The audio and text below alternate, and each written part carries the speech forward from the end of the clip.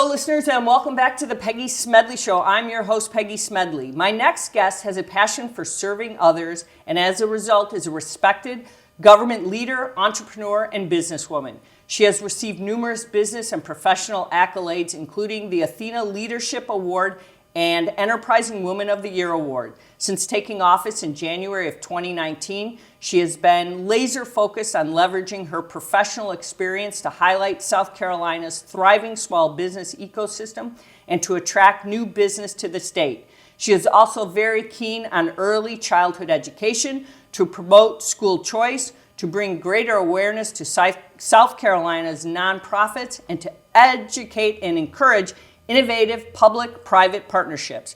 Please welcome Pamela Evette, Lieutenant Governor of South Carolina. Lieutenant Governor, thank you for joining me today. Well, thank you for having me. This is a topic that's very near and dear to me, so it's such an honor. Well, I'm thrilled, and I thought before we dive into the conversation, I think it's really important when we talk about the future of work. May I ask you personally, I guess, why you believe we are actually at this pivotal moment, I think, in time to actually have this conversation? So, COVID, everybody talks about COVID and the COVID effect. I think it made people readjust and rethink what they think about our technical colleges, what they're thinking about our trades. The governor and I, using our platform over the last 5 years, the governor 7 years, to really look at how do we correct the overswing of the pendulum. Businesses, they're coming to South Carolina because they want a robust technical school. We can create the workforce that they need, what I like to call the workforce of tomorrow, right? We hear that all the time. And we have to make kids understand. We hear about how expensive college is. We've had national debates on the price of tuition and the paying back of student loan debt. We have amazing careers here in South Carolina where you could go from making $55,000 a year to, within a matter of a few years, making six figures with a technical school education. That comes with no college debt. And that gets the creative side of kids, which sometimes I think our guidance counselors didn't understand. Manufacturing used to be dirty, dark, and dangerous, and now it's not. You walk into BMW, Michelin, Volvo, Mercedes, Boeing, Lockheed Martin, it's air conditioned, it's clean, it's safe. This is not what our grandparents thought of manufacturing, the manufacturing in their life. So we needed to re-educate. I think it's wonderful. Manufacturing is such a powerful industry. We've been talking about manufacturing for a long time, and it's really exciting. So thank you for that. I think it's important. So let's jump into that conversation for it about the future of work. In your opinion, where are we with looking at what we need to do for the future of work? So I think what we're doing here in South Carolina, because that's what I know most intimately, is we're looking at where we know we're going to have a big fall off in workforce and where we're short in workforce right now. And we're trying to create an environment where maybe those kids who decided they didn't want to go to college, they didn't want to go to technical school, so they got stuck in this job, and now they're kind of finding themselves stuck in this job. What do we do to move them to the next level? We created workforce scholarships, the governor asking for that in our executive budget, yet again we got the money for, to really look at advanced manufacturing, healthcare, our trades, HVAC, plumbing, electrical. And how do we skill up?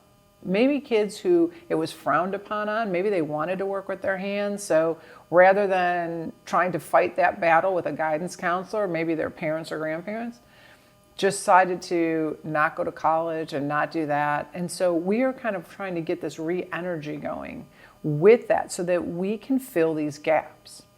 Also want to make certain that our younger generations understand just how many cool career choices that they have.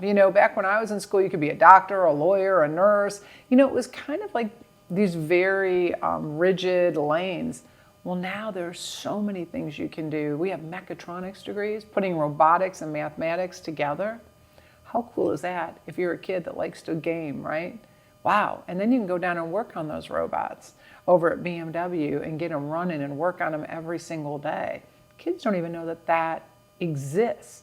So it's really trying to get into them in the middle school level where they still think we have something to offer, right, as far as intelligence, but get down to the middle school level and Most people are saying go down even further and start introducing career choices at a grade level that they can understand, even in the elementary school levels. It's an interesting point that you make, because we have to think about who is that worker of the future. So I guess you're bringing it down to a lower level. Define that then, because you're saying we're getting lower into the lower grades. So who do we have to think that future worker is going to be? That future worker is every single one of our kids and our grandkids. So we want to make sure that we open up just the opportunities we have for them, no matter what, no matter who they are, no matter if they're in a rural town, if they're in one of our urban communities. We want to make sure that they know that the sky is the limit. My dad used to tell myself, I have 3 older brothers, work hard, do good, aim higher. And that's what we need to do every day. We need to aim higher to make sure that our kids know that the sky is the limit. We need to start bringing up the bar on what we want our kids to do. You know, I hear it from, I travel around. When I first became lieutenant governor, or because I came from the business world, I think the conversations businesses were having with me was, Lieutenant Governor, can you please teach kids soft skills? We're getting these kids out of our 4-year institutions. They can't communicate. They're afraid to deal with customers. We need soft skills. And then parents would say, my kids don't have any idea what fiscal responsibility is. Can we not start teaching that in the classroom? So David, my husband, and I, I'm sitting there talking to him. I go, David, the secret to this, we need to get our kids working again. High school kids, 15-year-olds, let's get them into those first jobs. Because that's when you realize that, first of all, it's not so scary, right? Like if you make somebody's ice cream cone wrong, because these are the jobs we're talking about for those 15, 16-year-olds. You make somebody's coffee wrong at the local coffee shop, nobody's dying. Nobody's going to be that mad. You're going to fix it. Everybody's going to go on with their day. Life is good. But it teaches you got to come to work on time. You got to stay there your whole shift. People are counting on you. It teaches you team skills. Those things you can't possibly learn in a classroom, and we've lost that. Because fewer and fewer every year, the amount of high school kids who are applying for jobs goes down every year. We see it. And we need them. That's why our local, coffee shop's not open on a Sunday. That's why the local ice cream parlor has to close at 9 o'clock, because there's nobody to work. And so it's getting parents, I almost call it, because I'm a parent myself, giving them permission to say to their kids, you got to work. So everywhere I talk, I'm like, if you go home today and your child is laying on the sofa, get them working. So we're bringing out, not only we see the introverts who dominate the world, but we're seeing the extroverts being able to come out when they're young, to see that they can learn those soft skills, those financial skills, everything that feel responsible again that you just described. And that's what we're creating. That's exactly what we're creating. And we need to kind of push that, because for a long time, I think volunteering is super important. I think, making sure that you got to give back to your community is super important. But somehow along the way, we've skewed it to where volunteering became so important, and really having a job, there's lots of time for that. And what we've done is we've taken those mom and pop businesses and we really put them in a bind because they don't have anybody to come work. And so it almost seems like we're pulling our retirees. Our retirees are bored and they're coming to do those jobs that we really should have our kids doing. And we need to shift that. So you're saying, I guess when we look at this, what do we want them to see then at that point? So they go and they learn the skills that you said when they're younger. They go, and teenagers, they get these jobs. Will they start deciding then, this might be the career I want to own a small business, I like this, I don't like that? Will they be able to start formulating, this maybe is my career? Is there something they like, or they're discovering I can contribute and help, with the business. The business is doing something that's archaic and I understand computers. Can they contribute and really make a difference even in the business, or they're just doing their job and they go home? No, I think the first thing they learn, and I heard this, so last summer we toured around the state with then Director Elsie of Dew, promoting it. And every media market, promoting parents to get their kids working. Every high schooler that I talked to, the number one thing they gained, confidence. They went from being introverted, they went from being scared, anxious, to now, even the people that they work for, so their supervisor will say that they came in, they were really meek, and now they approach customers, they talk to customers, they try to problem solve. From my own, personal point of view, I worked at a grocery store in high school, and I would count the drawers out. I became an accountant. I realized that I liked tying things out to the penny. Those drawers for every cashier had to tie out to the penny. The coupons had to tie out to the penny. I liked that. So it does give you an idea of where are your strengths and where are your weaknesses. But you don't even know that that's what you're teaching them. They're just figuring out, do I like to talk to people? Do I not like to talk to people? Do I like to deal with numbers? Do I not like to deal with numbers? Do I like setting up a display? Do I like arranging the cupcakes here better than I really like? You're teaching them what they are actually kind of gravitating to without ever teaching them. Because aren't those the best lessons? You learned them kind of like without really knowing you were being taught something.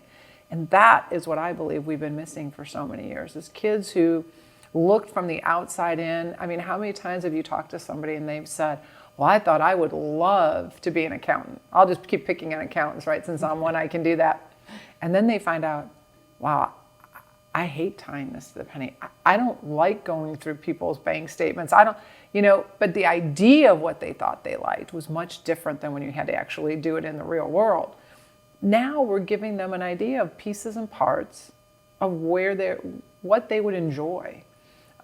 So I think that first job does so much that we haven't even dove into. And on top of that, in my house, so last year my youngest was 15, I was on a statewide initiative to get parents to get their kids working. So guess what? This was the summer you were getting a job, Jackson. And he loved it. I mean, in our house, our conversations went from, Mom, these tennis shoes are only $200 to, do you know how many hours I have to work to buy these tennis shoes?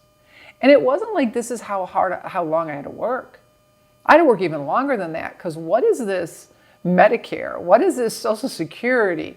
What is this state tax, federal tax? This is all this stuff that isn't free, that we think is free. Somebody's got to collect all this to push money back out into the general public, and it's your money. I think there's something to it. I'm right brain, left brain, can't add up very much. That's why I'm a journalist.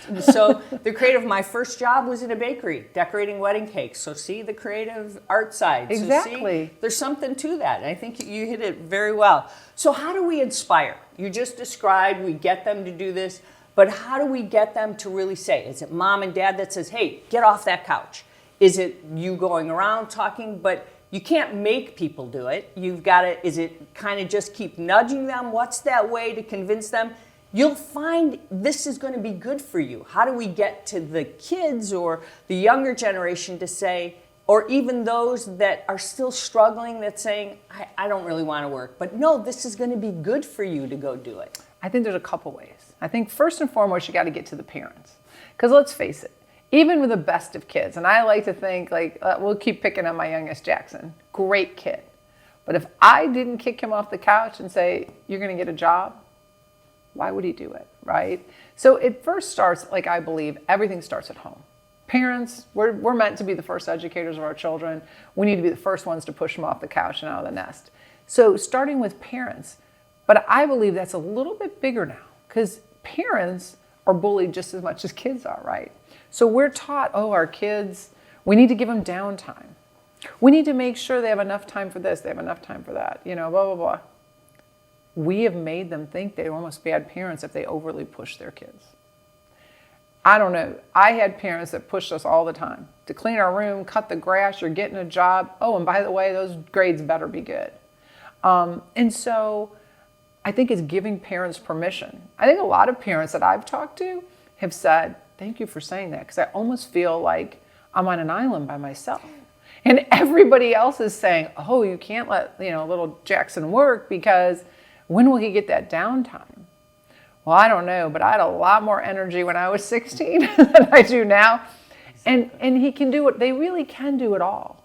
I think I was at Girls State and I had this conversation, and one of the girls stood up and said, well, I might like to work, but I also want to get into, a really good college and I want my grades to be good. And it's like, nobody's saying you have to work 40 hours.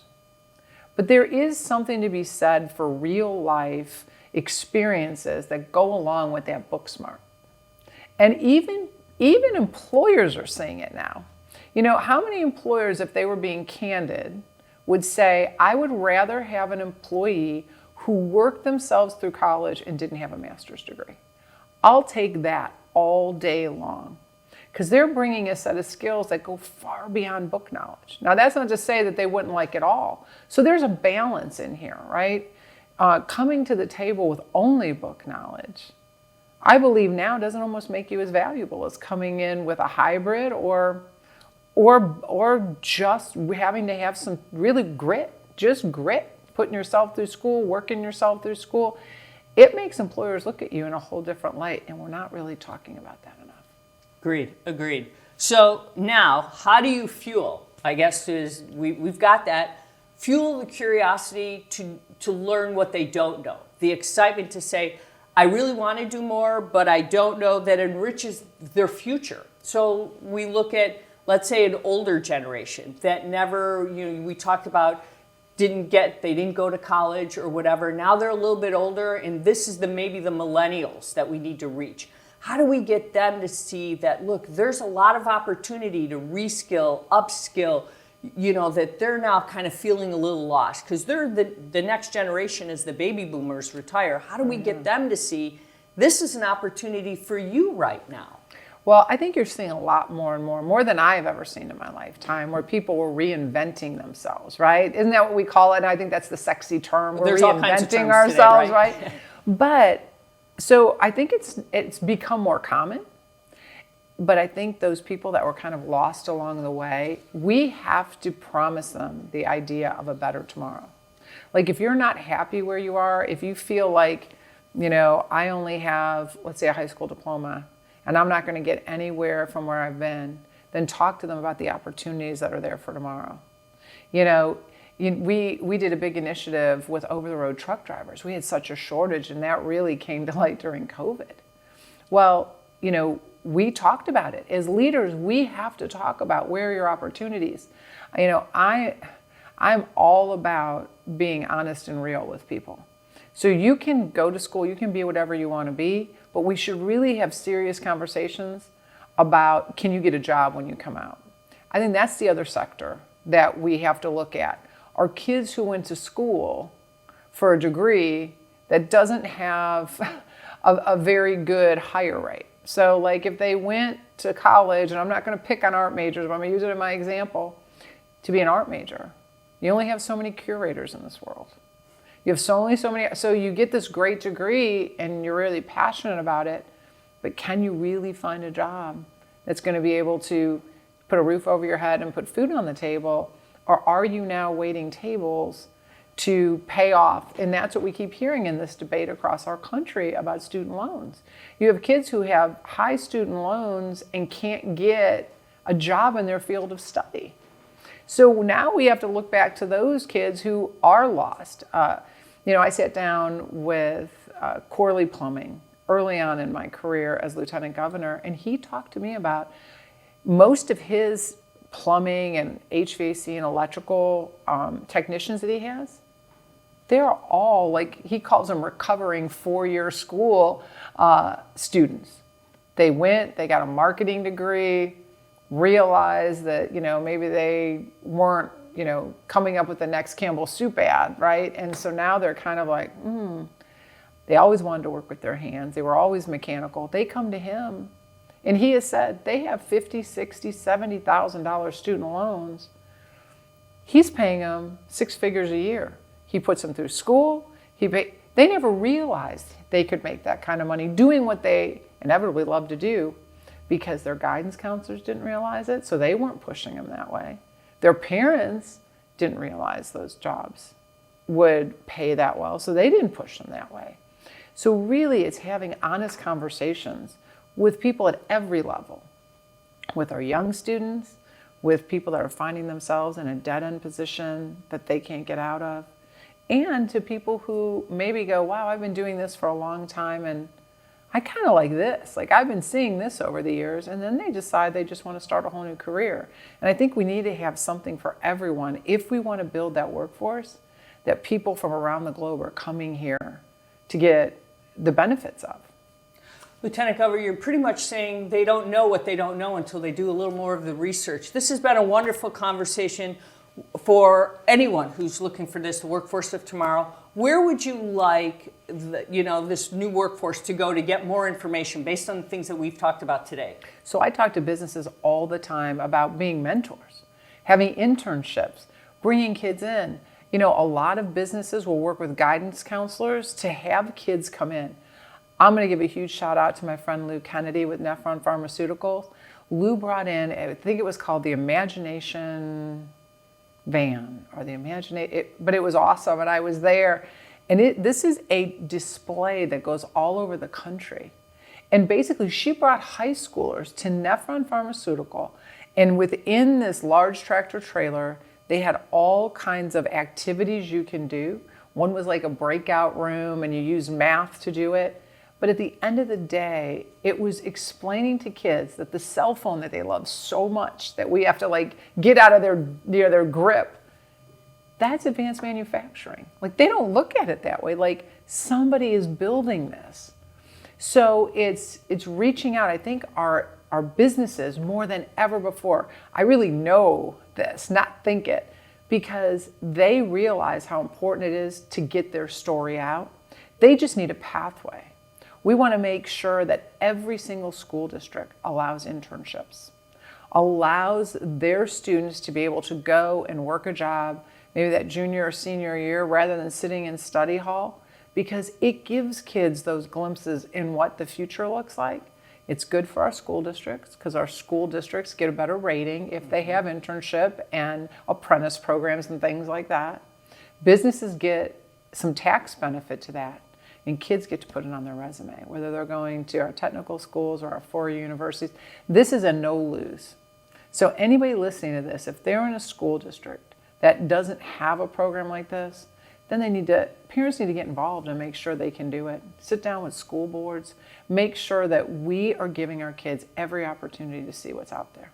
Lieutenant Governor, this has been an amazing conversation, but this is one of many you and I are going to sit down and have together. Thank you for spending time with me today. Well, thank you so much. This has been wonderful. All right, listeners, this is all the time we have for today. Make sure you share and subscribe to our episodes each week. As always, you can share your thoughts with me on Twitter at Connected World, or you can follow us on LinkedIn. Remember, we broadcast live every Tuesday at 12 p.m. Central. Please check out our website at connectedworld.com or our show website at thepeggysmedleyshow.com. This is The Peggy Smedley Show, your voice for our connected world. And remember, with great technology comes great responsibility. Have an awesome week.